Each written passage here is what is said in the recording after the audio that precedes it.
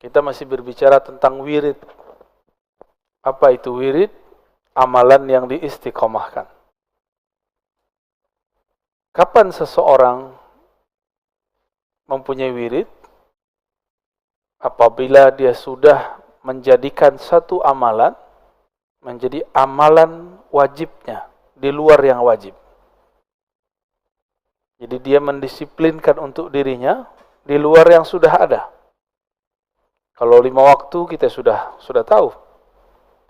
Tapi di luar itu dia melazimkan amal-amal yang tidak dianggap wajib oleh orang awam. Ya, maka disebut wirid. Maka wirid itu bisa berupa amal fisik seperti sholat. Sholat kebetulan di dalamnya ada juga kaul. Ya, ada juga yang amal maliyah.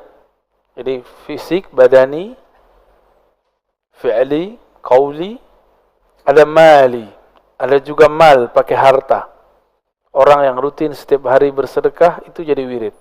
Atau setiap minggu berarti dia berwirid. Setiap bulan berarti dia berwirid. Ada yang menjadikan wiridnya umrah setiap tahun. Ada yang ulama kita menjadikan wiridnya setiap tahun haji. Apapun caranya dia pergi haji.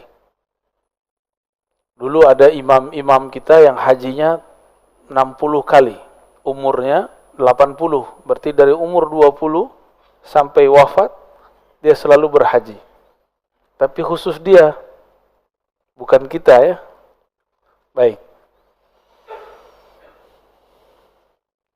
Tapi wirid secara umum, amalan bacaan yang kita rutinkan atau amalan fisik yang kita dawamkan. Misalnya teman-teman ini suka puasa Senin Kemis, maka disebut wirid. Ciri-ciri orang sudah punya wirid selain istiqamah, kalau ketinggalan dia qada. Jadi kalau antum ini malam tadi zikir, ketiduran, qada besoknya, baru disebut wirid. Jadi kalau masih amalan sunat kok, biarin aja, berarti belum jadi wirid. Faham? Ya. Punya kebiasaan baca Quran 1 juz sehari, lagi rihlah tidak kuat, tidak sanggup, maka diqada esoknya, maka ini disebut bacaannya wirid. Pertanyaannya, lebih duluan wirid atau warid? Nah, apa beda wirid dengan warid? Warid itu anugerah yang Allah berikan. Bisa maqam, rasa, hal ya. Getaran saat berzikir. Rasa makna yang muncul dalam berzikir disebut warid. Duluan mana rasa itu datang atau wiridnya duluan? Kalau rasa dulu, itu yang benar. Karena rasa itu datang dahulu, baru kita wirid. Namun karena kolbu ini berpenyakit, rasa itu datang terasa bagi dia hambar. Sebagaimana orang sedang sakit, diberikan makanan terlezat, dianggap itu bikin mual. Coba orang lagi demam, kasih sop daging, mual gak dia? Mual, Pak. Orang yang bukan mempunyai kolbun salim, kolbu yang selamat, diberikan wirid, diberikan zikir, itu kolbunya gak merasakan nikmat. Jangan-jangan kita yang begitu. Ya, kayaknya rata-rata begitu deh ya. Salat subuhnya masih kepikiran kemana-mana soalnya. Jadi warid itu hal ruhani, keadaan ruhani, anugerah rohani yang Allah berikan kepada orang yang berwirid. Bagi orang awam, beramal dulu baru dapat wirid, dapat warid. Itu terbalik. Bagi ulama yang mengenal Allah, karena ada warid turunlah kita dapat berwirid. Masalahnya tadi, kalau hati kotor, hati sakit, tidak bisa menikmati makanan hati. Ilustrasi lainnya, kalau kita masuk masjid dalam keadaan junub, berani nggak? Dalam ilmu kitab ini, kitab hati, kitab hikam, orang yang lalai kepada Allah disebut junub kolbunya. Jadi kita ini junub terus kayaknya ya. Tapi bukan pakai mandi wajib. Dia pakai tobat wajib. Jadi kolbunya dimandikan dengan taubah. Dengan istighfar kepada Allah Subhanahu wa ta'ala. Masih tegang ya? Allahumma salli ala sayyidina Muhammad. Sayanya yang masih tegang.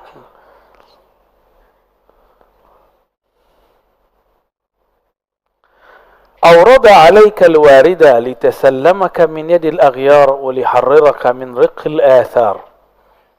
أورد عليك yang paling atas ya.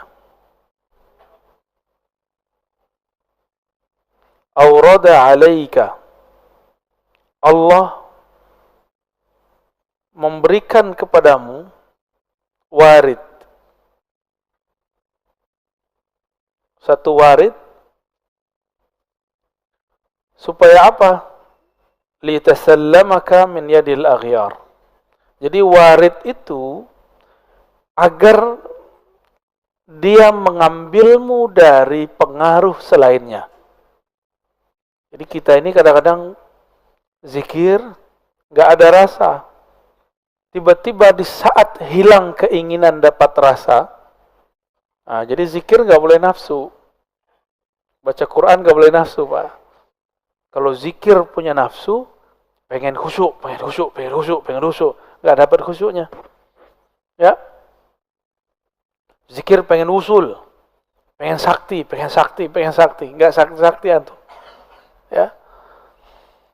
Sama dengan ketemu guru, ketemu ustadz pakai nafsu, nggak akan ketemu. Nggak usah nafsu, ya. Segala sesuatu itu biasa-biasa aja. Jangan terburu-buru, jangan tergesa-gesa. Jangan maksa-maksa. Jangan maksa Allah juga. Kalbu kita belum siap. Antum mau merasakan yang Nabi rasakan. Ntar keluar rumah, pohon ngomong. Berani nggak? Paling-paling besok gila. Ngomong-ngomong sendiri, ya, ngomong sama pohon. Nggak sanggup kita. Maka Allah Subhanahu wa ta'ala mengambilnya pelan-pelan. Ada orang yang diambil langsung. Yang diambil langsung, terjadilah apa yang disebut majzub. Tahu majzub? Masih ingat ciri-ciri wali? Macam-macam wali ada 3. Wali malamatiyah, wali majzub, wali sufi. Wali majzub, ini yang mendadak diambil oleh Allah Subhanahu. Jadi dia diberikan mahabbah, diberikan ma'rifat secara mendadak. Maka kaget itu, akalnya kaget. Orang biasa yang tidak mengerti walaupun gelarnya doktor, ustadz, kiai 1000 kali, kalau nggak faham ilmu ini, dia akan anggap orang yang mengalami itu gila. Dan saya dituduh orang yang meyakini wali gila. Menurut antum, Wan Syekhon gila nggak? Wali pastinya. Ya, saya punya penyakit serak kalau berbicara, apalagi pagi-pagi begini. Tiba-tiba beliau ngantarin satu obat yang sampai sekarang mujarab. Dokter diobatin orang gila, mungkin nggak? Hah? Mungkin nggak? Mungkin nggak dia gila? Nggak mungkin. Ente yang nggak paham, ya. Jadi kita tidak pernah meyakini wali itu gila atau orang gila wali, nggak ada. Kita menyebutnya majzub, dan majzub beda dengan majnun. Majzub orang yang ketarik akalnya karena cinta, sedangkan majnun orang yang tertutup akalnya disebut gila. Waliharriraka min rikil athar. Allah memberikanmu warid, pertama menyelamatkanmu dari selainnya, yang kedua membebaskan kamu dari perbudakan athar alam semesta. Athar itu boleh juga diartikan ciptaan Allah Subhanahu wa ta'ala. Kita ini mohon maaf sudah jadi budak fulus, budak badan. Coba antum lihat, berangkat pagi, pulang sore. Untuk apa? Fulus, jujur aja. Fulus untuk siapa? Untuk keluarga, untuk anak, untuk badan, untuk lifestyle, gaya hidup. Berarti kita betul-betul jadi budak badan ini.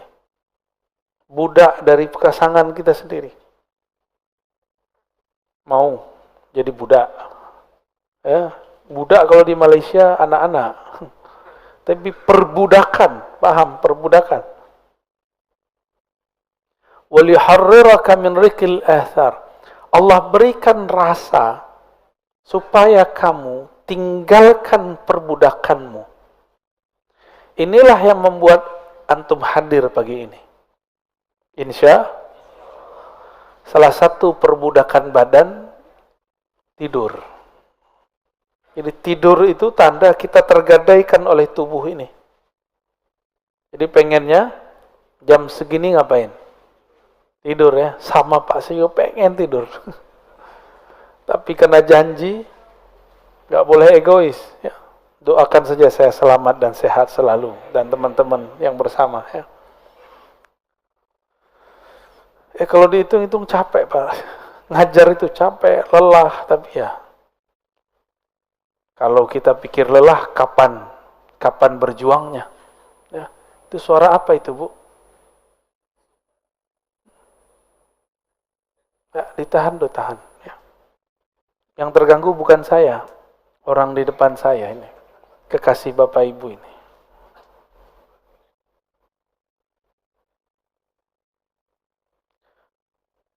Untuk apa wirid itu? Untuk apa warid itu? Liyukhrijaka min sijni wujudika ila fada'i syuhudik. Jadi kita diberikan rasa dalam berzikir. Tujuannya ini. Liyukhrijaka. Untuk mengeluarkan engkau min sijin. Sijin artinya penjara.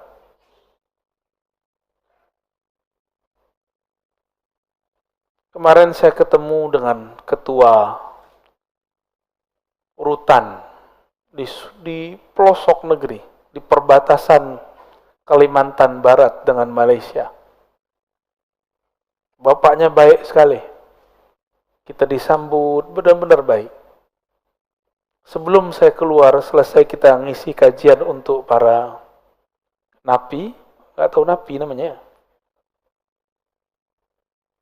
Tiba-tiba ketua lapasnya, ketua rutannya ngomong, Ustadz, doakan saya pindah segera. Waktu kajian saya ngomong, semua kita ini terpenjara. Saya tunjuk dia, ini dia terpenjara semua. Bedanya, yang lagi ditahan dengan fisiknya. Yang sedang bekerja, dia tahanan pekerjaannya, tahanan daripada tuannya, atasannya. Benar gak? Suami istri, kalau tidak kenal Allah, tidak cinta Allah dan Rasulnya, menjadi tahanan rumahnya. Coba lihat suami-suami ngomongnya apa? Takut sama istri. Padahal yang benar hormat kepada istri, dua hal yang berbeda. Menghargai istri itu beda sekali. Banyaklah kiai-kiai takut sama istri ya. Kalau kiai sudah takut sama istri, gimana nasib jamaahnya? Kalau kiai sudah takut dengan yang di rumahnya, bagaimana dia berjuang melawan musuh di luar sana? Yang di rumah bukan untuk ditakuti, tapi dicintai dan dihargai, udah sederhana. Dan mereka harus jalannya bersama Allah. Maka bahtera rumah tangga yang bukan karena Allah, bubar aja. Ya, untuk apa dipertahankan antum akan menjadi budak selama-lamanya? Jadi kalau enggak betul-betul sejalan kepada Allah, enggak usah dipertahankan. Satu mau kemana, satu mau kemana. Tapi saya yakin orang yang jatuh cinta, jika berbicara dengan cinta, dia mudah dibawa kepada Allah Subhanahu wa ta'ala. Maka di rumah jangan keras-keras Pak ya. Mentang-mentang udah ngaji hikam terus kamu harus berwirid. Jangan begitu, biasa aja. Ya. Dalam ilmu keruhanian, kita tidak boleh memaksa seseorang yang di luar dirinya. Maka wiridnya murid seorang santri itu ngaji. Kalau muridnya seorang pegawai, maka dia dikasih wirid doa berangkat dan doa pulang, tapi disisipkan di tengahnya. Wirid kamu yang hakiki adalah bekerja dengan jujur dan amanah. Itu wirid paling tinggi bagi orang bekerja. Bagi pemimpin-pemimpin, itu wiridnya adalah amal, amanah dan adil. Kalau wirid saya, ngajar dengan ikhlas.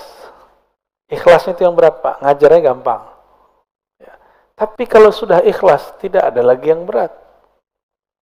Kenapa ikhlas itu berat? Karena pakai akal, diakal-akali. Tapi kalau sudah dengan ruhani, maka tiada hambatan.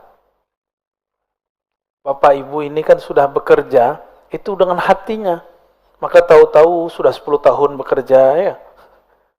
Tahu-tahu udah 15 tahun bekerja. Tahu-tahu udah beruban, tahu-tahu udah jadi kakek nenek. Bener.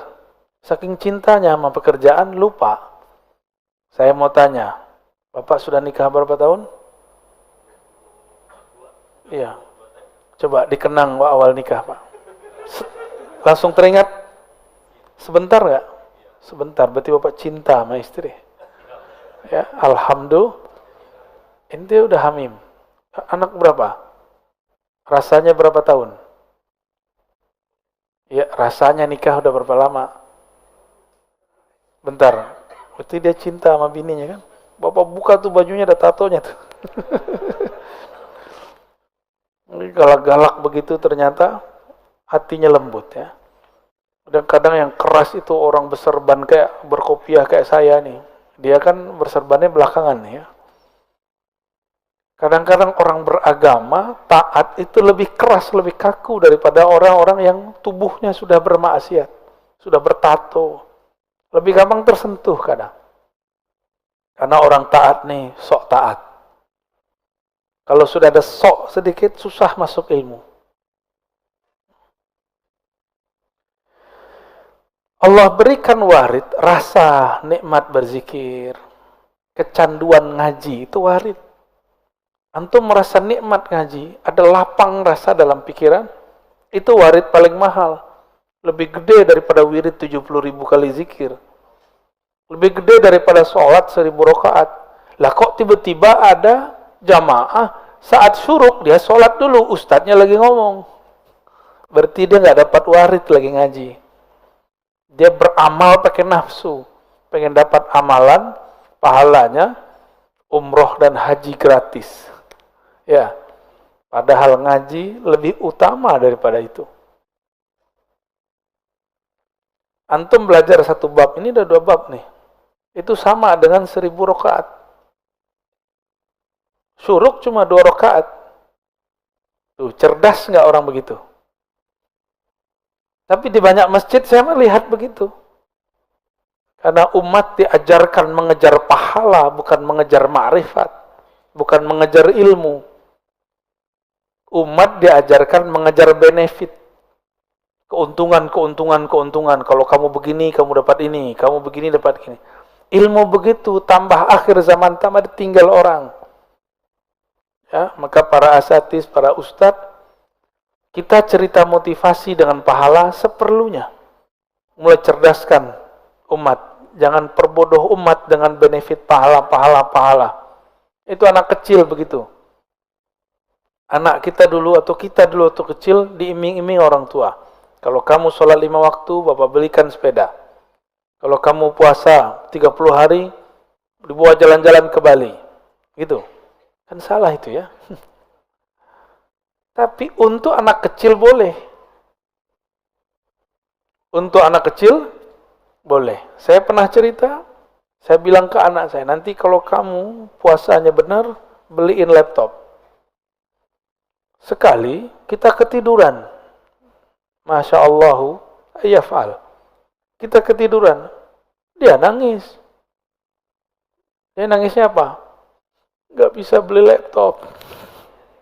Gak jadi beli laptop. Abi gak jadi beli laptop. Bangun jam 6 semua. Sok-sok tahajud malam tadi. Lewat, bablas. Itu anak nangis bukan karena puasanya tidak lengkap. Bukan karena dia tidak sahur. Tapi karena dia berpikir, tujuan dia tadi apa? Laptop. Jadian, Pak. Mau begitu? Ya, Allah sudah tunjukkan sekarang ini orang-orang yang mengajarkan iming-imingan begitu itu banyak masalah. Ya, pasti banyak masalah. Kita doakan mereka para asatis yang mengajarkan itu, semoga Allah angkat lagi derajatnya ke derajat yang di atas itu, biar dia tidak selama-lamanya membodoh-bodohkan umat. Ya, mohon maaf ini bahasa lumayan kasar. Mungkin sampai kapan ya? Ustaz, antum kajiannya berat sekali. Berat apaan? Antum aja bisa menikmati kan? Berat tapi jelas nggak apa-apa daripada udah ringan menyesatkan. Sijni wujudika, penjara wujudmu. Wujud ini yang pertama wujud badan. Apa kata kawan? Oh, nggak kuat, kayak ente nggak kuat. Jadi dia membawakan ke badannya, bukan kepada ruhaninya. Jadi dia lihat ada orang kuat semangat, orang ini betul-betul mujahadahnya tinggi. Mikir, nggak mungkin kita nggak sanggup kayak dia. Berarti dia masih punya penjara wujud badannya. Ada juga yang penjara akal.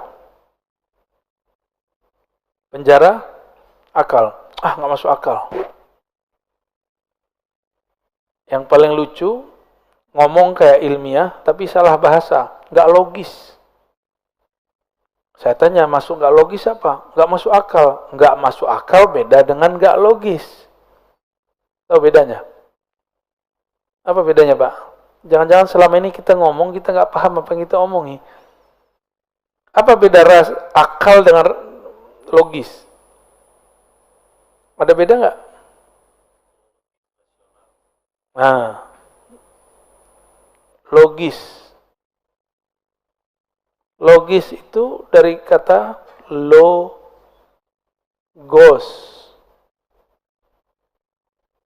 Artinya ilmu atau kata. Kata. Kalau tidak masuk akal, rasio. Nggak masuk akal berarti nggak rasional, irasional. Beda nggak? Nggak logis berarti struktur katanya yang masalah. Kalau nggak masuk akal berarti akal nggak sanggup mencernanya. Bisa bedain? Api tidak membakar Nabi Ibrahim. Itu masuk ke mana? Irasional. Beneran. Akal antum berarti kecil. Berarti di Quran ada yang gak masuk akal dong. Gak masuk akal atau akal antum gak sanggup? Kalah sama orang Banten nih. Di Banten biasa aja orang ini badannya pakai api gak kebakar. Masa Nabi Ibrahim aja ente gak bisa paham? Berarti rasionya yang kurang terlatih. Ya, rasio itu yang kita sebut akal. Akalnya kurang cerdas itu aja. Ya, mohon maaf ya. Semua di Quran masuk akal nggak? Seharusnya.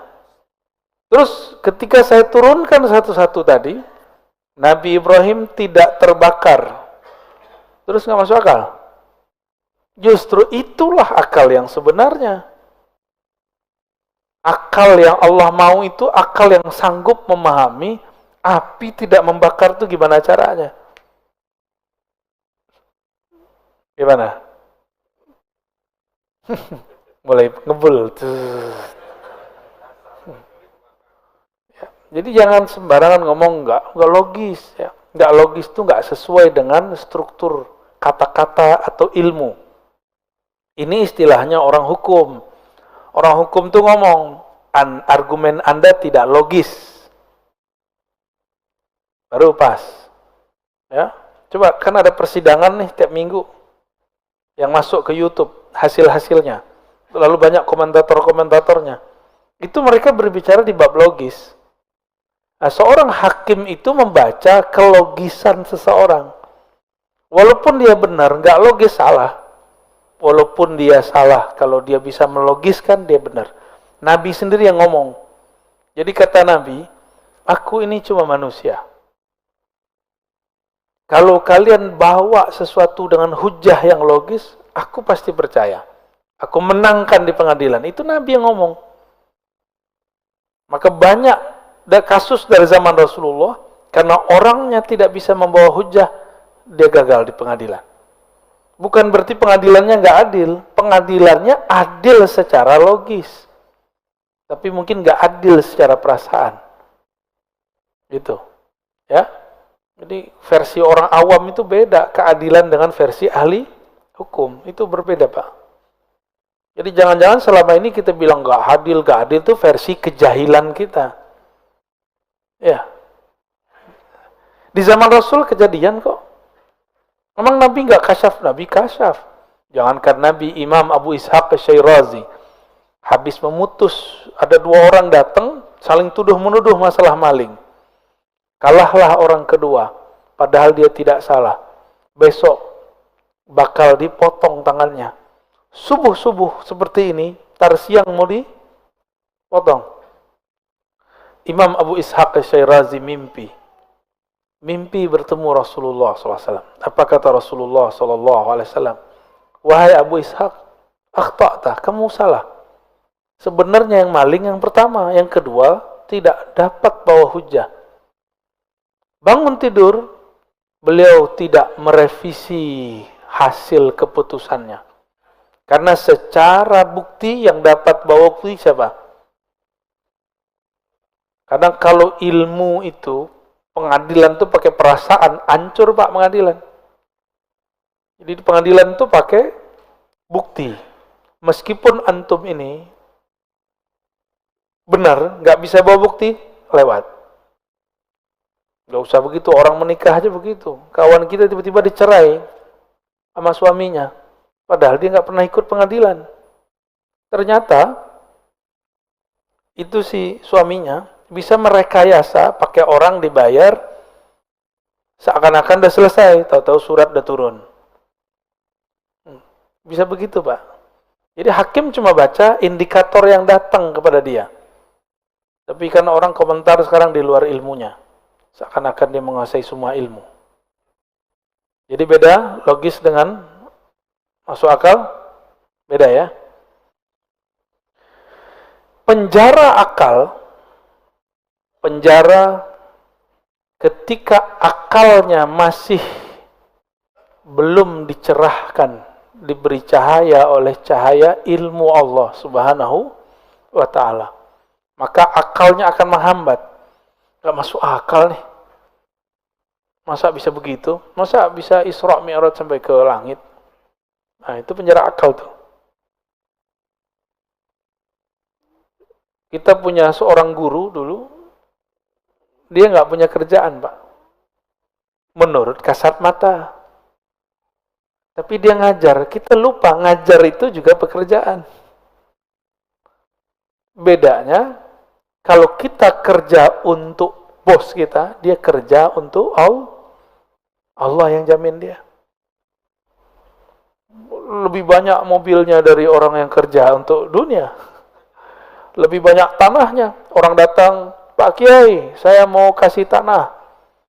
Pakai syarat, tidak, bil 10 hektar, 10 hektar. Orang kerja 50 tahun, 1 hektar pun tidak dapat ya.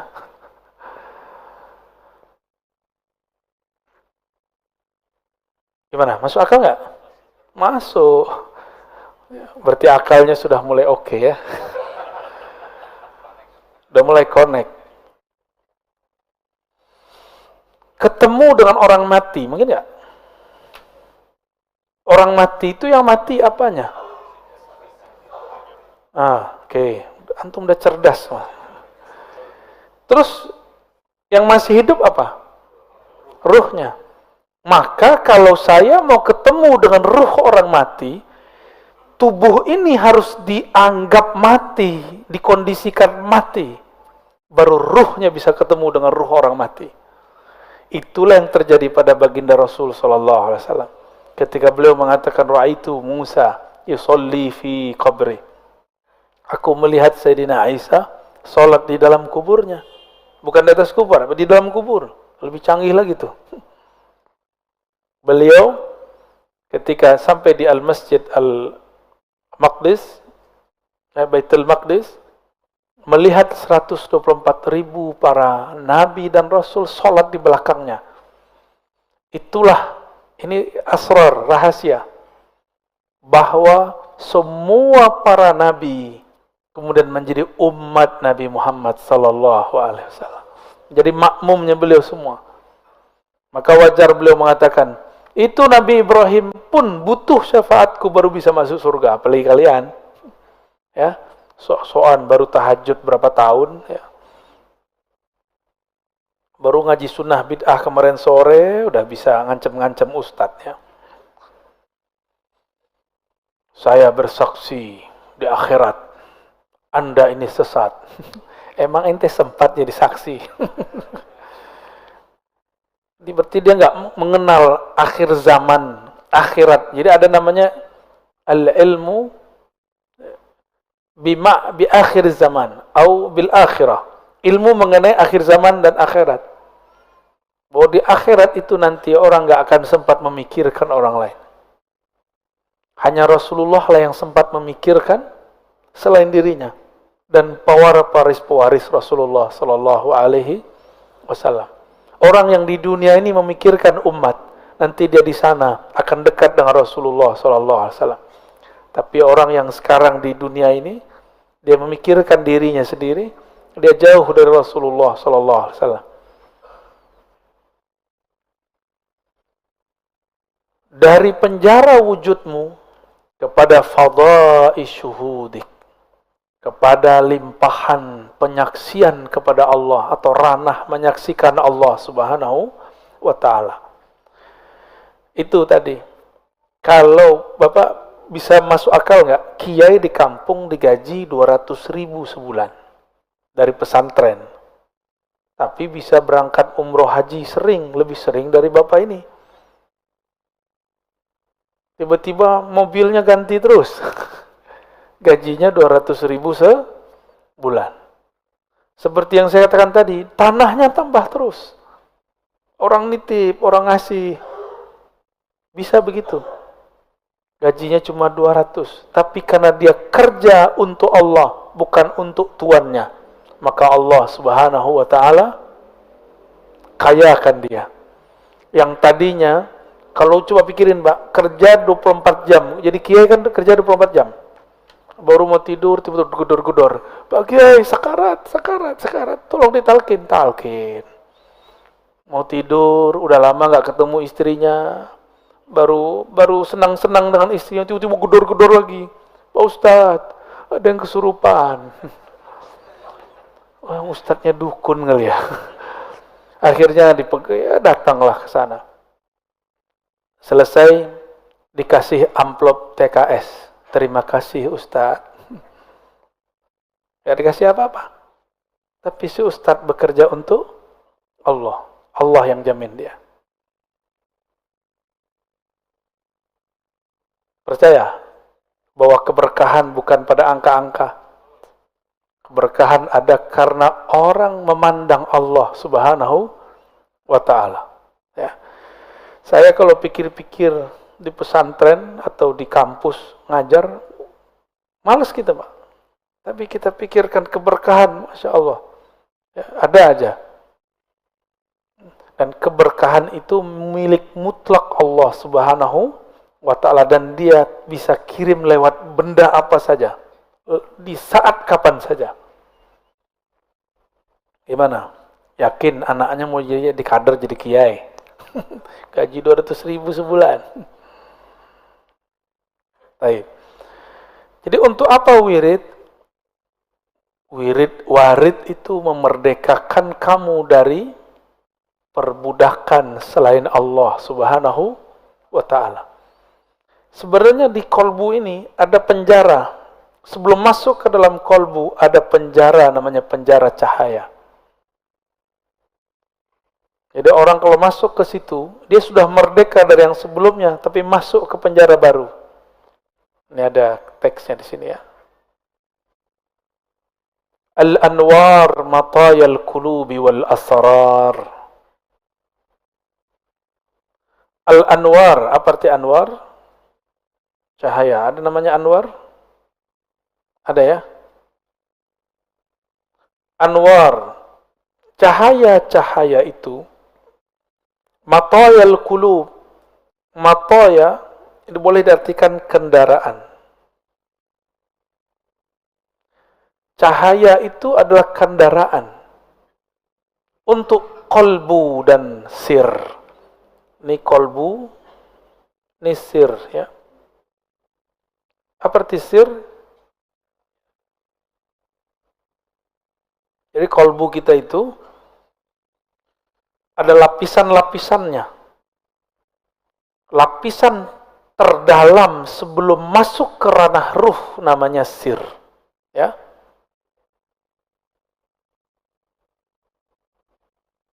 Ini kalau kita buat, ini anggaplah sumur. Ini sumur kolbu.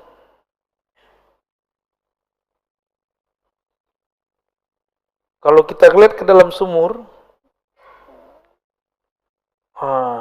terlihat seperti ini, tambah dalam. Nah, ini kolbu. Ada lagi ke dalam, terus ke dalam. Ya. Yang ini disebut dengan fuad. Fuad itu tempat memutuskan apa saja. Lalu di dalamnya lagi disebut lub. Lub itu inti dari kolbu. Otaknya otak itu dia. Jadi semua kecerdasan kita ada di lub. Orang yang berpikir dengan lubnya, dia akan mampu membaca 10 tahun ke depan. 5 tahun ke depan. Ini kawan-kawan saya, sebelum pandemi, sebelum ada demam online, dia sudah belajar online dan diejek banyak orang. Tapi dia berpikir tenang dengan lubnya. Dagang sama, yang berbeda cara dagangnya. Benar nggak? Dulu dagang nggak? Saya pernah bercerita di sini, di akhir zaman, pasar di mana-mana, tapi sepi. Coba lihat, ruko ada di mana-mana, sepi. Ini zamannya, Pak. Dulu saya pikirkan, pasar sepi, nggak ada transaksi. Ternyata Nabi hanya sanggup membahasakan ke masyarakat Arab saat itu, akhir zaman, pasar-pasar luas di mana-mana tapi sepi. Maksudnya orang cukup pakai handphone, smartphone. Itu zaman Nabi Yusuf aja nggak ada itu, Pak. Nabi Sulaiman bisa terbang kemana-mana, itu iri dengan zaman ini. Kalau perlu dia hidup jadi umat Nabi Muhammad SAW. Ya, gimana? Mau jadi umat terdahulu? Saya nggak mau, Pak. Saya bangga jadi umat akhir zaman. Alhamdulillahirabbil alamin.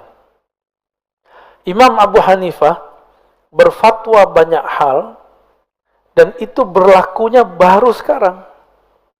Zakat fitrah boleh dengan yang senilai, boleh dengan fulus, boleh dengan yang senilai. Misalnya kita pakai pencet-pencet jadi nggak? Ya, mohon maaf nih para kiai yang sangat setia dengan mazhabnya, mazhab jadulnya. Saya ini juga bermazhab Syafi'i, tapi Syafi'i usuli, bukan Syafi'i furu'i. Syafi'i manhaj, bukan Syafi'i qauli. Apa bedanya? Syafi'i manhaji, kita meminjam manhajnya Imam Syafi'i, kita pakai. Bisa jadi beda hasil qaulnya. Kita ambil teorinya, tapi beda datanya. Data beliau kan zaman dulu, data kita sekarang beda. Teorinya boleh sama. Apa nanti perbedaannya? Coba lihat, ribet nggak? Mohon maaf ya. Kita datang ke kiai, ke ustadz atau panitia zakat, beli beras. Beli beras, Pak Kiai, Pak Ustadz, saya mau zakat, belilah. Terus serahin lagi, saya mau zakat. Ribet nggak? Hari begini masih begitu. Itu beras paling 2 cuma 3 diputar-putar. Intinya pakai duit toh. Tapi begitulah ulama ahli fikih menjaga keorisinalitas pemikiran mereka. Cuma saya nggak sepakat kalau harus saklek. Sekarang zaman orang lagi di mobil, lagi di pesawat, di mana bisa becet-becet jadi. Lalu kenapa kita harus mempersulit? Maka jika ada waktu, lakukan itu. Lakukan, anterin beras. Jika tidak ada waktu, kita ambil yang baru ini. Jadi nggak boleh saklek juga, nggak boleh juga menghina yang lama. Ya, yang lama kita pertahankan jika memungkinkan. Jika tidak, kita terima yang baru. Itu orang punya loop. Di dalam inilah namanya ruh. Qalbu ini supaya dia bergerak masuk ke dalam fuad, dia harus pakai cahaya. Cahaya apa? Cahaya ma'rifatullah. Cahaya mengenal Allah Subhanahu wa ta'ala. Saya boleh sebut ini boleh kita sebut dengan, kalau ada smartphone, ini smart apa? Kolbu. Kalau smart kolbu, di dalamnya pasti ada memori, server, ada Play Store, apa kalau Apple itu apa? App Store. Ini juga ada Kolbu Store. Bukan store, Pak. Apa yang terjadi di sana? Allah menurunkan di dalamnya rahasia-rahasia, ilmu pengetahuan. Kenapa ilmunya para ustadz mentok? Ngaji itu yang diulang-ulang. Karena ilmunya terbatas pada yang tertulis atau yang didengar. Atau pada hafalannya. Kalau dia punya smart kolbu, aktif. Ada pulsanya, ada paketnya. Kan beda paket, beda hasil, Pak. Ya. Atau dia nggak punya. Dia cuma punya jaringan wifi. Maka dia aktifkan, dia dekat kepada sumber, maka dia bisa mendownload. Orang yang bisa merasakan inilah yang disebut laduni. Jadi paham laduni itu apa? Masuk. Bisa dipahami. Jadi laduni itu nggak aneh-aneh, Pak. Laduni itu bukan berarti kepala dikeplak-keplak terus masuk ilmu, itu enggak. Ambil kitab terus gini, masukin, enggak begitu. Zikir 70.000 kali dapat laduni, enggak. Laduni itu bukan orang banyak zikir, orang banyak baca. Laduni itu ketika si kolbu tahu dari mana dia menggali. Kolbu menggali dari buku, atau kolbu menggali dari lub dan sirnya. Kalau dia menggali dari lubnya, dia bisa memprediksi masa depan. Jika dia menggali dari sirnya, dia dapat membaca rahasia apa saja di alam semesta. Kalau pakai ruh, nggak ada batas, unlimited. Itulah rohani Rasulullah sallallahu alaihi wasallam. Jadi yang pakai ruh itu cuma Rasulullah. Para nabi paling sampai lub. Para nabi, Pak. Jadi 124.000 para nabi itu paling tinggi cuma lub dan sir. Lub, sir, lubnya dan sirnya. Ini ada satu sini lagi ya.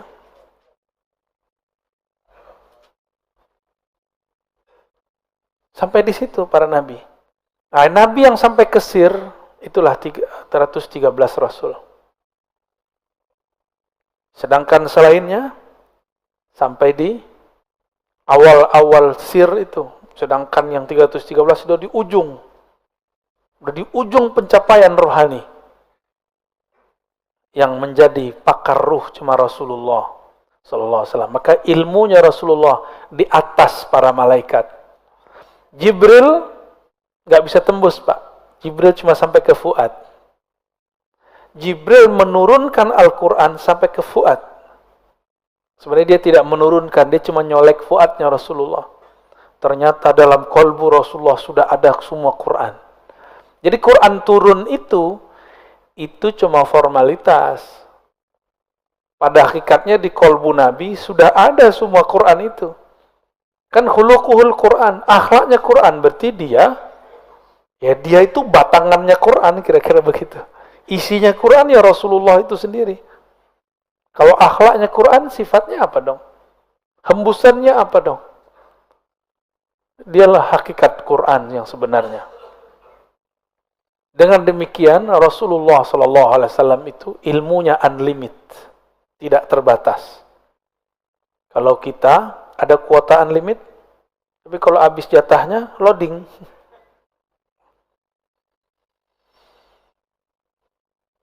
Smart kolbu inilah kolbunya para wali, kolbunya para nabi. Salatullah wassalamuhu alaihim. Gimana? Cukup? Beneran? Baru mukodimah ini ya. Ya udah, aneh tambah satu lagi hadiah buat antum ya. Jangan sholat syuruk ya. Orang lagi bagi-bagi asror, dia malah sholat syuruk. Yang paling lucu, kawan kita sholat. Saya nggak tahu dia sholat sunat atau sholat wajib. Saya lagi bahas asrar. Dalam sholat dia dengerin ceramah saya. Ya. Beramal jangan dengan nafsu ya. Beramal itu ya dengan makrifat itu kita beramal. Kita ini kan senang sibuk, tapi hasilnya dikit. Lagi ngapain? Sibuk. Gaji gitu-gitu aja. Sekarang ini orang udah rebahan, gaji jalan terus. Ya, kaum rebahan. An-nuru jundul qalb. Cahaya keilmuan itu, cahaya makrifat itu jundullah, tentara Allah. Jundul qalbi, tentara qalbu. Tentara butuh komando nggak? Butuh komando. Betul? Beneran? Maka ini kolbu harus dilatih mengomandoi nur. Butuh mursyid. Syekh yang membimbing dia. Kalau enggak nanti, ketika ada cahaya yang tadi tidak terlihat, namanya kasyaf. Paham? Kalau sesuatu terlihat, kolbunya belum terlatih, nanti kolbunya akan tersesat pada kasyaf syaitan. Karena kasyaf ini terbagi, ya, kasyaf, apa arti kasyaf? Terbukanya tabir gaib. Kasyaf ya. Terbukanya tabir gaib. Kasyaf ini ada kasyaf syaitani.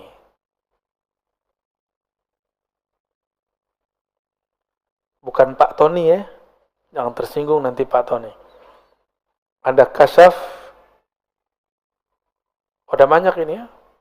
malaki, malaikat. Kasyaf malaikat biasanya dengar zikir.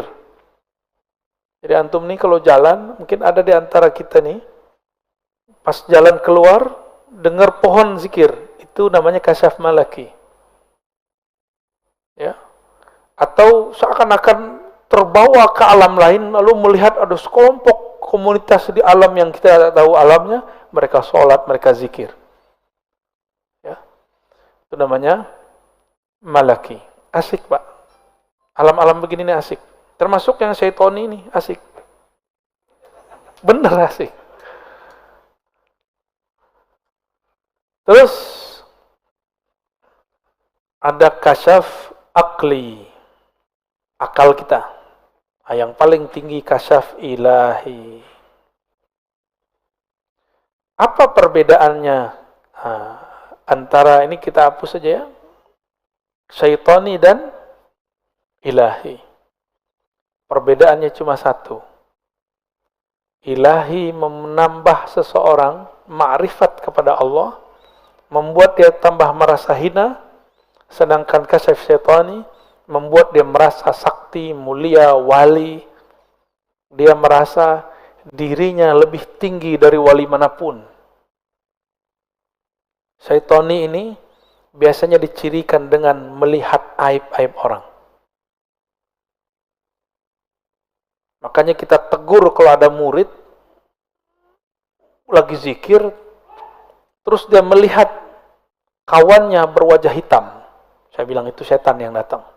Supaya kamu tengkar dan suuzon kepada kawanmu itu. Ya, jadi jangan langsung percaya. Ciri-ciri kasyaf syaitani, terbukanya aib orang lain. Dah, gitu aja. Jadi kalau setiap aib, itu bukan dari Allah. Dan biasanya, kalau itu dari Allah, dia berbicara aib, tapi nggak disebutkan orangnya. Cuma dikasih simbol-simbol. Suatu kali saya diuji oleh Allah. Harus mundur dari semua jadwal saya. Karena diperintahkan guru. Lalu saya menyarankan orang yang khidmah kepada guru saya, untuk nggak percaya kepada panitia yang di sana. Karena mereka, menurut saya tidak terpercaya. Tapi saya dianggap su'ul adab. Dan saya ridho. Tapi sebelum saya meridho itu, tiba-tiba Allah kasih penglihatan. Lagi tadi, sebelum kayak kita datang ke masjid 15 menit sebelum azan. Saya zikir 15 menit, tiba-tiba Allah tunjukkan. Habis lagi zikir nih, nggak tidur. Ada orang kayak santri cium tangan guru saya, tapi lidahnya seperti ular. Tapi orang ini nggak kelihatan wajahnya siapa. Nah, ini berarti dari Allah. Karena saya tidak kemudian bersuuzon kepada siapapun. Cuma kemudian mencari-cari ini siapa. Karena Allah Ta'ala yang menurunkan, maka kita katakan, ya Allah, bimbing aku di jalan. Jangan sampai menyalahkan orang yang tidak salah. Bantu menyelesaikan masalah. Ternyata betul, bertahap Allah bukakan siapa orangnya. Tanpa perlu saya ngomong. Jadi kalau kasyaf dari Allah, nggak bisa direncanakan, Pak. Penciriannya apa yang paling penting? Tidak menyebutkan aib seseorang secara jelas. Gitu ya. Nanti antum nih, zikir. Tiba-tiba ngelihat di jidat kawan kita ada noda hitam. Nah, itu dari setan tuh. Ya. Itu dari syaitan. Pastikan dari setan. Karena jelas ada orang di situ. Tapi kalau kita tiba-tiba melihat ada sesuatu, orang lagi zikir, tapi kepalanya berubah, tapi kita nggak tahu siapa orangnya. Tunggu aja, nanti juga ada.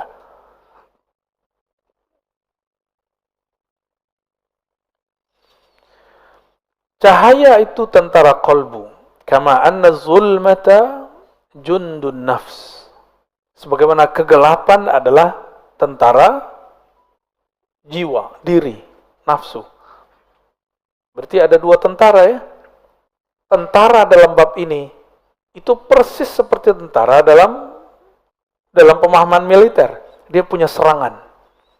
Itu zulmah, kegelapan ini. Dia bisa menyerang, Pak. Masuk lewat pikiran, masuk lewat telinga, masuk semua.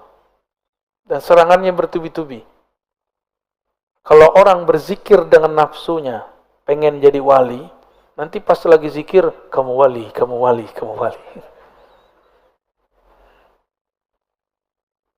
فَإِذَا أَرَادَ اللَّهُ أَن يَنْصُرَ عَبْدَهُ أَمَدَّهُ بِجُنُودِ الْأَنْوَارِ. Ciri-ciri orang yang diselamatkan Allah, Allah kirim tentara cahaya, tentara ma'rifat, tentara laduni. Ciri-ciri orang itu tidak diselamatkan oleh Allah. Allah biarkan dia bergejolak, bergelimang dengan kegelapan dan selainnya. Sama-sama zikir, tapi sekarang sibuk dengan kasyaf, sibuk dengan urusan jin, sibuk dengan urusan-urusan yang menghalangi dia kepada Allah Subhanahu wa Ta'ala. Berarti dia sedang terjebak pada madadaz zulmi wal aghyar, dan itu banyak Pak dari dulu. Dari dulu orang-orang yang ingin belajar zikir terhalang di bab ini. Sama-sama melihat yang gaib. Bedanya yang ini asyik dengan kegaibannya, sedangkan yang pertama ini asyik dengan yang maha gaib. Allah Subhanahu. Yang gaib-gaib itu asyik ya. Kalau dulu anak kecil petak umpet, cari yang gak kelihatan, kan gaib juga. Petak umpetnya ahli zikir, pengen cari-cari khadamnya orang. Cek nih, cek, wah kamu punya khadam nih 1000. Cek, oh kamu punya jin nasab. Asik itu Pak, asik bener. Saya kan mantan. Ntar cek lagi, wah ini cincinnya ada isinya nih. Saya sini aja.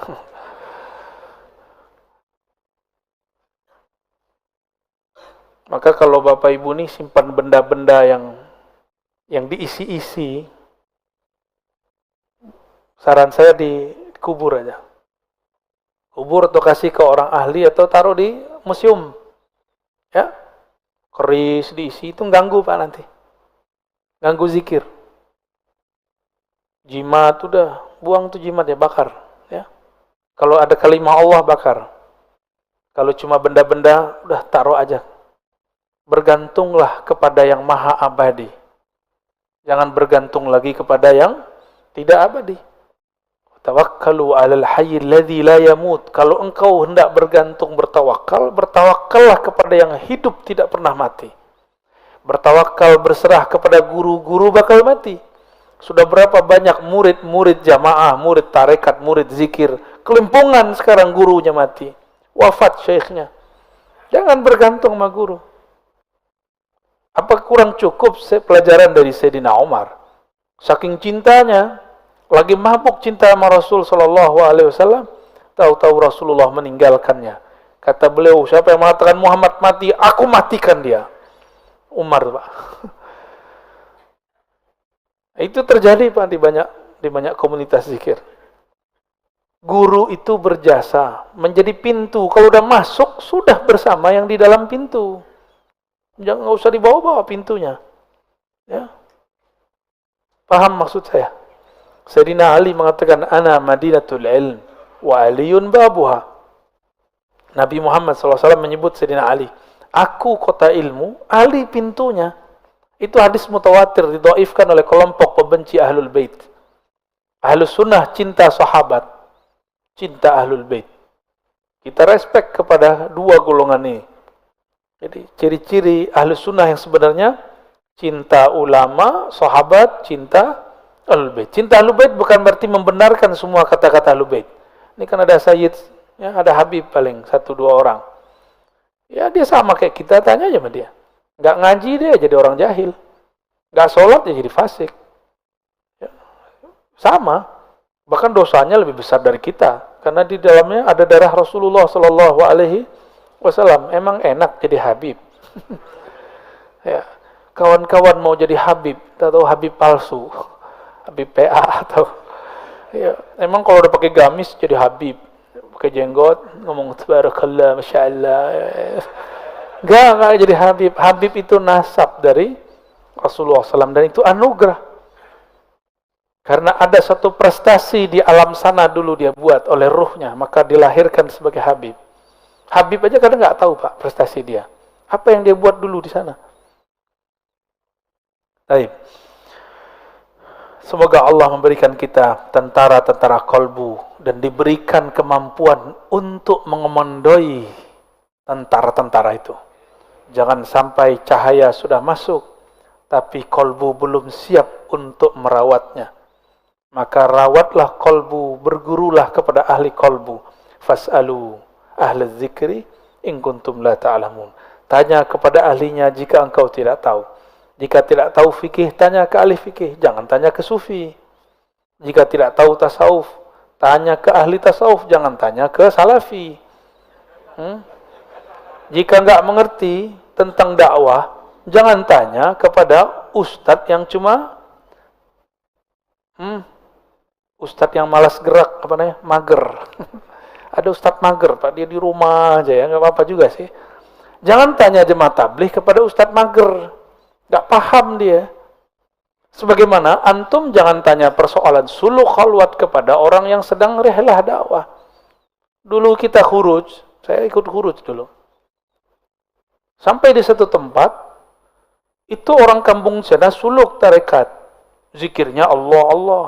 Setahu saya, dalam khuruj ada bab tidak boleh membicarakan atau menyalahkan khilafiyah.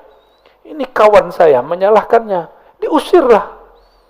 Untung ada saya, sudah pernah bersuluk 40 hari. Kita cut dari bisa yang urus. Akhirnya, jadi bersahabatlah kita sama orang yang tadi disalah-salahkan itu. Malah dia baca-baca isi hati saya. Dia kira saya nggak bisa baca juga.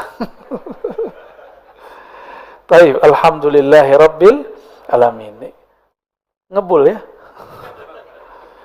Semoga Allah kirim tentara kolbu, bukan tentara nafsu. Ya. Dekati ahlinya, jangan jauh dari mereka, amalkan ilmunya.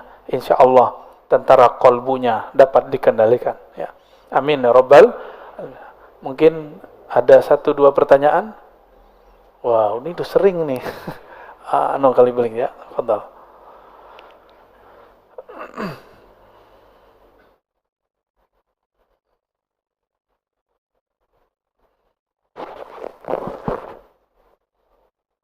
Assalamualaikum warahmatullahi wabarakatuh. Saya Syafaat Ustadz dari Tangerang. Saya butuh syafaat, Pak. Sama Ustadz. Lanjut. Pertanyaan saya mengenai wali yang majdub, Ustadz. Bagaimana cara kita untuk membedakan kejadian-kejadian atau perbuatan yang khariqul adah itu? Kan orang-orang lain juga kadang-kadang melakukan. Tapi kalau wali majdub ini ya juga melakukan seperti itu. Tapi untuk kita membedakan mana yang kita bisa kategorikan sebagai wali majdub dan khariqul adah yang tidak termasuk.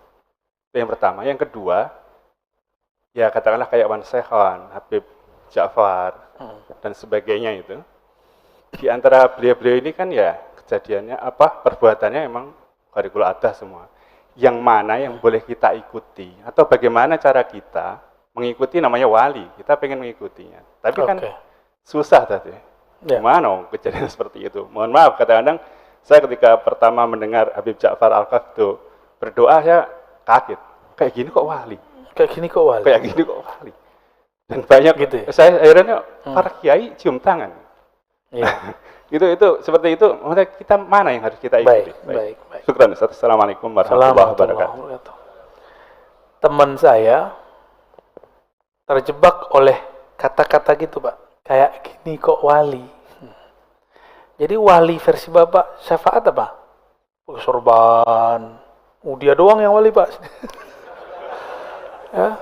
Tapi ente besok jangan tanggalin serbannya, tetap begitu ya. Kita bayangin wali itu tengah hutan, sendiri, ya gak seru, Pak. Jangan bayangin wali itu orang yang sendiri, gak punya nafsu, enggak. Nabi istrinya 9, bukan berarti hatinya kotor. Nabi Sulaiman punya kekuasaan di timur, di barat, bukan berarti dia cinta dunia. Istrinya 400, gundiknya 1000. Bukan berarti dia bukan kekasih Allah, nggak ada urusannya. Menurut kita nih, apalagi ibu-ibu ini ya, mohon maaf ibu-ibu, kita mikirin, masa wali bininya banyak?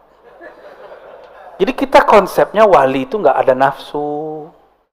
Kalau kayak gitu batal dong kenabian Nabi Muhammad SAW. Batal dong kenabian Nabi Sulaiman. Kenabian Nabi Daud. Istrinya banyak.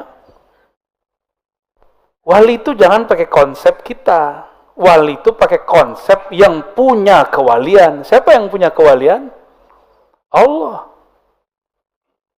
Nah itu rekil athar juga tuh ya. Budak asumsi, paradigma. Jadi tolong jangan pikirkan wali itu semuanya kemana-mana pakai tasbih, terus pakai tongkat. Subhanallah. Enggak Pak, sesekali saya meniru itu. Malam tadi kita kajian di Tangerang, saya pakai tongkat. Tapi enggak selalu, biar Bapak juga tahu bahwa itu bukan semuanya wali begitu. Kita mah wali murid ya. Benar nggak wali murid? Udah pasti. Sama wali anak kita sendiri ya.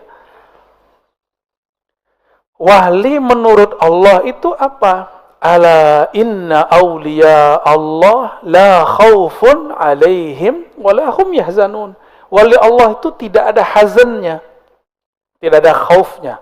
Jadi wali nih. Ini kan kita punya konsep macam-macam. Nah, ujungnya ada 2 karakter dia. Apa itu? Tidak ada hazan. Apa arti hazan? Huzun ya. Sedih. Yang kedua khauf. Apa arti khauf? Takut.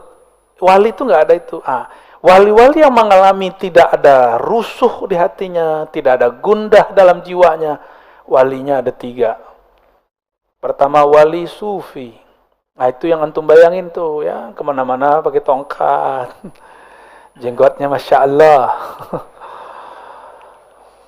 serbannya Masya Allah, kopiahnya rapi, jubahnya rapi, sarungnya rapi, tasbihnya luar biasa, wiridnya terjaga, tertata rapi, karena sufi pakai tariqah, rekat.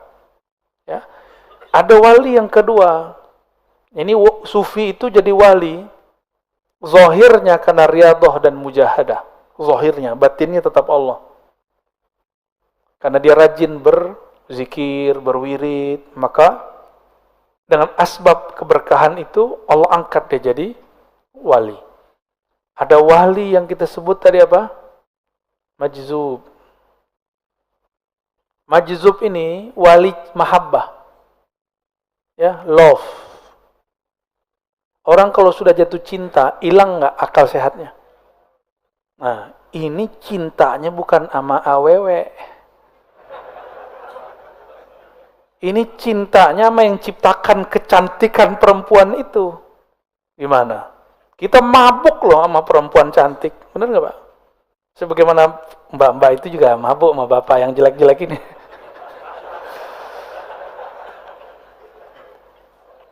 Betul-betul memabukkan, itu baru cinta fisik. Yang mohon maaf, ya buang airnya masih bau lah. Ya. Itu wansehan Pak. Sahabat saya saksinya, buang air kecilnya nggak bau. Dia pipis. Itu air seninya nggak bau. Percaya nggak? Ini saksinya bukan 1-2 orang, hampir dimanapun dia pipis. Kencing di situ, mohon maaf ya, bahasa kasar begitu. Itu orang mengatakan, kok nggak bau ya? Itu baru cucu Rasulullah, cicit Rasulullah SAW. Gimana Rasulnya? Sallallahu alaihi wasallam. Padahal orang rokok, itu kan kotor pembersihannya. Normalnya kalau dia ngerokok, itu pasti bau. Bener nggak? Kita yang nggak ngerokok aja bau. Karena jengkol. Yang ketiga namanya malamatiyah. Malamatiyah ini, ada satu thariqat di Turki namanya Malamatiyah. Tapi bukan itu. Malamatiyah ini, orang yang diberikan asrar dan ma'rifat mutlak. Itu mutlak. Maka malamatiyah ini, karena dia punya asrar di mana? Di bagian paling dalam kolbu tadi, ruh.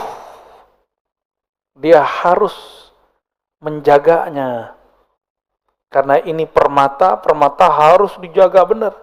Coba lihat sekarang, sejak kejadian ada toko emas di Ciputat, tahun kapan itu dibobol orang pas Jumatan, masih ingat? Sekarang semua toko emas di Ciputat itu pakai, ya, udah kayak penjara, Pak. Begitu orang jaga emas, apalagi jaga emas-emas. Ini malamatiyah jaga rahasia langit dan bumi, bahkan rahasia aras, bahkan rahasia sebelum aras dicipta. Bahkan rahasia setelah alam ini ada. Itu dia nyimpen semua di kolbunya. Orang malamatiyah. Maka malamatiyah ini bukan orang gila, dia orang waras. Tapi kalau ahwal rohaninya datang, dia perlu menyembunyikannya. Kalau enggak, dia nanti jadi majzub. Maka malamatiyah ini orang yang paling pintar bersembunyi dalam rupa yang banyak. Beda dengan munafik. Munafik menyembunyikan kebusukan. Kalau ini menyembunyikan keindahan, keharuman. Tapi kalau wali Allah, kekasih Allah, dia bisa mencium bau itu. Walaupun ditutup dengan penampilan, dengan maksiat yang luar biasa, dia bisa mencium bau itu. Ini yang terjadi pada Salahuddin Al-Ayyubi. Dia tidak terkecoh oleh joroknya Qutaib Alban. Qutaib Alban itu nguji para qadhi, para imam. Mohon maaf Pak ya, pipis berdiri depan masjid tanpa ditutup, tanpa istinja. Lalu dia teriak-teriak depan masjid. Orang lagi sholat dia berisik. Ngecek, itu imam yang hafiz Quran, dia ingat Allah lagi sholat atau dia kesel sama saya. Allah Akbar, lagi kesel sama orang. Awas loh, kalau selesai Assalamualaikum, gue gampar loh. Jadi dia dalam sholatnya menyimpan kebencian-kebencian dan dendam. Dan dia sudah merencanakan makar dalam sholat. Banyak orang begitu, ya. Orang kayak gitu, sholatnya merasa sok diterima, ya salam. Habis itu dengan sholat yang kacau itu dia berani bentak orang. Kau ganggu sholat saya. Bukan sholatmu yang terganggu, hatimu yang banyak gangguan. Ini contoh. Kita kalau di bus trans, atau di MRT, atau di pesawat, asyik main handphone. Orang mau berisik di samping gimana? Nggak ngaruh. Karena mainannya ada dan dia tahu cara memainkan mainannya. Maka saya sarankan antum, kenali smart kolbunya. Biar pencet-pencetnya tahu. Biar nge-game-nya asik. Orang mau bom kiri kanan, dia masih asik pakai game kolbu. Mau orang kiri kanan berisik, dia nggak ada gangguan. Karena kolbunya sudah smart. Ya, itulah kolbu sufi, kolbu majzub, kolbu malamatiyah. Jalur saya jalur sufi Pak, tapi saya belum jadi sufi. Saya lagi belajar jadi sufi. Sufi kok kayak saya kan nggak pas ya. Kalau majzub, saya nggak masuk ya. Tapi ketemu dengan mereka. Malamatiyah, saya pun sedang belajar kecil-kecilan tentang mereka dan ilmu mereka. Ya. Dan mereka ini nggak banyak. Di alam semesta paling cuma 40 orang. Dikit. 40 orang paling. Kalau majzub sama nggak banyak juga. Meninggal Abah Syekhon saya nggak tahu lagi ntar. Antum mau? Kita usulkan. Baik. Yang kedua tadi apa? Pertanyaan. Terjawab semua ya? Yang diikuti sufi. Malamatiyah itu kalau dia lagi buka tirainya jadi sufi. Gitu. Jadi malamatiyah ini dia bisa berbaju majzub, bisa berbaju sufi, bisa berbaju semua thariqah dia. Nanti antum kaget-kaget aja nggak pernah nyantri tapi ngomongnya lebih cerdas dari kiai yang nyantri 30 tahun. Ada orang nyantri 30 tahun? Nggak ada, anehnya nggak nyampe. Orang cuma di pesantren 15 tahun. Saya nggak ngerti ilmu ma'rifat akhir zaman. Sampai Allah kasih hadiah pandemi. Maka saya mulai belajar kepada orang-orang malamatiyah. Oh, ribet Pak awal ketemu ya. Kita ini kan orang syariat. Ngaji hadis 11 tahun. Jadi membaca tuh, hadis mana nih? Dia pakai hadis mana nih? Begitu terus. Jadi saya kalau screening orang pakai hadis. Wah, ini bukan ahli hadis nih, ahli hadas nih. Sekali ketemu orang malamatiyah, Masya Allah, saya malu kepada Allah. Dia nanya, oh kamu ya orang yang hafal 4.000 hadis itu? Dia ngomong gitu, ini kan muji. Ini orang nggak pernah ngomong selama itu dengan orang-orang sekitar.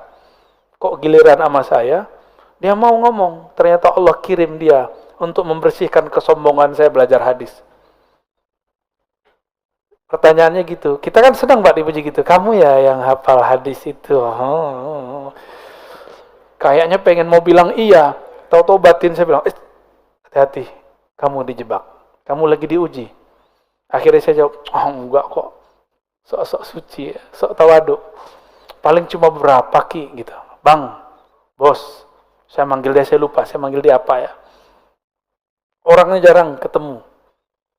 Rambutnya dikuncir kayak celananya pendek Pak. Lebih tinggi dari isbal.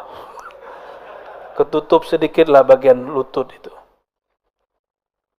Ngomongnya langsung nyodok ke dalam jantung saya. Dia tak kasih pertanyaan lagi. Oh, kamu itu yang dokter pinter. Salah. Saya bilang, ya, saya dokter terbaik. Wadah, kenapa? Disertasi saya dicetak. Ya, karena habis sudah kalau ya. Tapi kita hantam lagi. Jadi batin ini ternyata bisa dialog dengan batin. Malam itu cuma ngomong dengan beliau 15 menit sampai 20 menit. Tapi itu membersihkan hijab 15 tahun. Hijab merasa pakar hadis. Cuma 15 menit dibersihkan untuk masalah yang sudah terkubur 15 tahun. Oh, yang ketemu saya sebelum saya ketemu dia pasti bilang Ar-Razi itu sombong. Betul Pak, saya merasakan kesombongan itu. Waduh, saya nggak bisa cerita deh, bersyukur ketemu orang begitu. Jadi jangan-jangan orang yang muji kita itu sedang, ya Allah membersihkan atau menjeblosin sekalian. Jadi ujian itu dua aja, kamu lolos, kamu tidak lolos. Tapi tenang, kalau nggak lolos sekali kan bisa maju lagi. Rahmat Allah kan luas. Jadi nggak usah khawatir Pak ya, syafaat antum. Oke. Cukup lah ya, udah jam 6:30. Untuk yang udah ngangkat tangan, terima kasih. Insya Allah lain waktu kita jawab lagi. Kalau tidak ada halangan, akhir bulan ini, bukan depan berarti ya. Kita ngaji ba'da maghrib Risalah Kusyairiyah, ba'da isya Sahih Muslim. Kata orang siapa bilang, ya orang belajar tarikat sufi tidak bisa ngaji hadis ya. Tapi bukan untuk ama mereka, untuk kita ngaji hadisnya. Ya. Allahumma salli ala Sayyidina Muhammad wa ala Sayyidina Muhammad. Ila hadratin Nabi Mustafa sallallahu alaihi wasallam. Wa li sadatina al-awliya as-sufiyyin wal-majzumin wal-malamatiyya. Wa a'immati as-sufiyya wa a'immati al-muhaddithin wal-mutakallimin min ahli sunnati wal-jama'ah. Wal-fuqaha al-arba'ah. Wa sadatina al-ulama wa sadatina al-mursyidin, murabbiyin. والمريدين والحاضرين والحاضرات الفاتحة. أعوذ بالله من بسم الله الرحمن الرحيم. إياك نعبد وإياك نستعين صراط الذين أنعمت عليهم غير المغضوب عليهم ولا الضالين. اللهم يا رحمن الرحيم يا منزل الفاتحة, wahai yang menurunkan surat Al-Fatihah, salli ala Sayyidina Al-Fatih, sampaikan salam kami kepada Sayyidina Al-Fatih, Nabi kami yang memegang Fatihnya langit dan bumi, Fatih pembukanya surga. Allahumma balligh salamana wa tahiyyatana ilaih, wa balligh mahabbatana wa syauqana ilaih. Ya Allah, sampaikan salam rindu kami, salam cinta kami kepada baginda Nabi Muhammad sallallahu alaihi wasallam. Salatu wassalamu alaika ya sayyidana ya Rasulullah. Salam beribu kali salam wahai baginda Rasul. Semoga tercurah kepada hadirat engkau. Jawablah salam kami wahai Rasulullah. Terima kami sebagai umatmu wahai Rasulullah. Terima kami sebagai ikhwanmu di akhir zaman. Allahumma ya Ghaffar ya Ghafur, ya man huwa alimun bidatis sudur. Wahai yang maha mengetahui dosa-dosa kami, aib-aib kami, masa lalu kami. Ampunilah semua kedurhakaan kami. Engkaulah yang maha berkuasa untuk merubah kami. Maka rubahlah kami ya Allah dari pemaksiat jadi orang taat. Dari orang taat yang sombong menjadi orang taat yang tawadu. Dari orang berilmu yang merasa dia berilmu menjadi orang berilmu yang merasa ilmunya berasal daripada engkau. Allahumma ya nur, ya man huwa nurun ala nur. Wahai pemilik cahaya, jika matahari penyebab hidupnya tumbuh-tumbuhan dan manusia bahkan hewan di muka bumi, maka engkaulah pemilik cahaya. Dengan cahayamu itulah ya Allah kalbu kami hidup, fuad kami hidup, lub kami hidup, ruh kami terang benderang. Maka izinkan ya Allah kami mendapatkan cahayamu ya Allah. Cahaya yang tidak pernah terbenam ya Allah. Cahaya yang tidak pernah tertutup oleh awan-awan maksiat ya Allah. Allahumma ya Allah, bebaskan kami dari perbudakan badan kami, perbudakan nafsu syahwat kami, perbudakan akal pikiran kami, bahkan hijab-hijab yang ada di dalam kolbu, fuad, lub dan sir kami.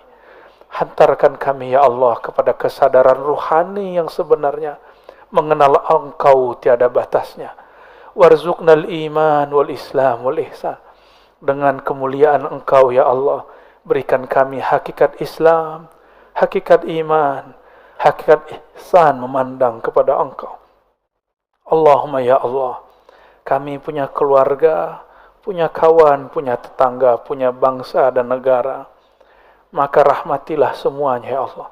Kami punya ulama, punya umara, jagalah mereka ya Allah. Kurangi perselisihan di antara mereka ya Allah. Jika mereka berselisih, bimbinglah mereka ya Allah. Ya Allah, kami sering terpancing ya Allah. Terpancing untuk hal-hal yang tidak penting ya Allah. Maafkan emosi kami yang labil ini ya Allah. Maafkan pikiran kami yang selalu suuzon kepada siapa saja ya Allah. Ya Allah, biquwwati jamalika wa jalalik. Ya Allah, dengan keberkahan jamal, keindahanmu, kelembutanmu, maka jadikan kami hamba-hamba yang di dalam kolbunya ada kelembutan, dalam kolbunya ada kasih sayang.